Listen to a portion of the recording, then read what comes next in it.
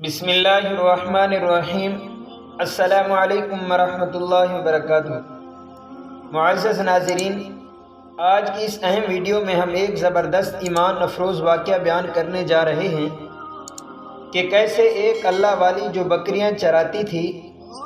اور اس کی بکریوں کی رکھوالی بھیڑیے کیوں کرتے تھے،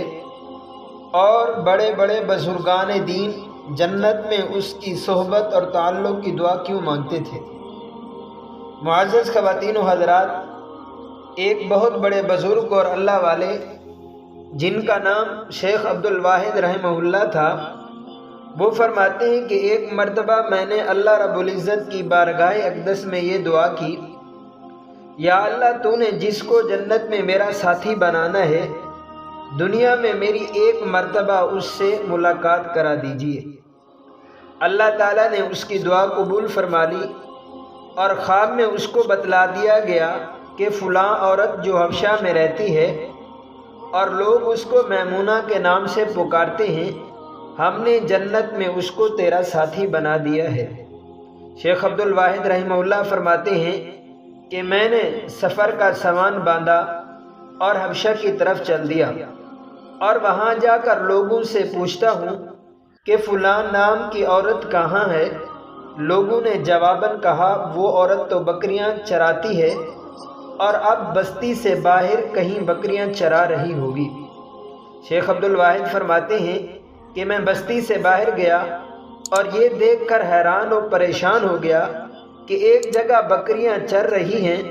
اور چراگاہ کے کناروں پر بیٹھے بھیڑیے بکریوں کی حفاظت کر رہے ہیں، اور بکریوں کو کھانے کا ان کا کوئی ارادہ نہیں ہے، اور میں دیکھتا ہوں کہ ایک عورت ایک درخت کے نیچے کھڑی نماز پڑھ رہی ہے اور بکریاں بے خوف و خطر چر رہی ہیں۔ شیخ عبدالواحد رحمہ اللہ فرماتے ہیں کہ جب اس عورت نے سلام پھیرا تو مجھے دیکھ کر کہتی ہے کہ عبدالواحد، اللہ رب العزت نے ملاقات کا وعدہ تو جنت میں رکھا ہے کہ تیری اور میری ملاقات تو جنت میں ہوگی، تو پھر تم دنیا ہی میں ملاقات کے لیے کیسے آ گئے؟ شیخ عبدالواحد نے فرمایا کہ اے اللہ والی، میں نے اپنے پروردگار سے دعا کی تھی کہ جو اللہ رب العزت نے قبول فرما لی ہے، لیکن میں ایک بات آپ سے پوچھنا چاہتا ہوں کہ آج دن تک میں نے ایسا کبھی بھی کوئی منظر نہیں دیکھا کہ ایک جگہ بکریاں چر رہی ہوں اور چرانے والا اپنی عبادت میں مصروف ہو اور بھیڑیے ان کے پاس آ کر ان کو کھانے کی بجائے ان کی حفاظت کر رہے ہوں۔ خدا را مجھے اس راز کی حقیقت بتلائیے۔ وہ عورت کہنے لگی، عبدالواحد، اس راز کو سمجھنا بہت ہی آسان ہے کہ جس دن سے میں اپنے پروردگار سے صلح کر بیٹھی ہوں، اسی دن سے بھیڑیوں نے بھی میری بکریوں سے صلح کر لی ہے۔ اب یہ بھیڑیے میری بکریوں کو کھانے کی بجائے ان کی حفاظت کرتے ہیں۔ ناظرین محترم، جب ایک آدمی اللہ تعالیٰ کے ساتھ اپنے معاملات بہتر کر لیتا ہے